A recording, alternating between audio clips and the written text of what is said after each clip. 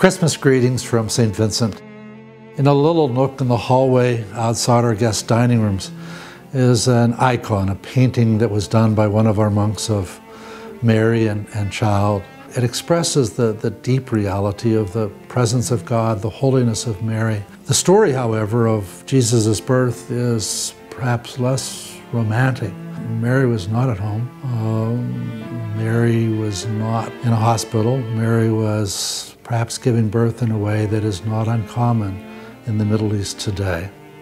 Please remember in prayer those women who are in labor in locations that are not safe. But most especially, recognize Isaiah's word in your life, that a young woman is with child, and that child is Emmanuel, God with us. Recognize the presence of Jesus in those you love and those who love you. And may this be the case at this Christmas time at your home, so that the hopes and fears of all the years are met in thee tonight. God bless.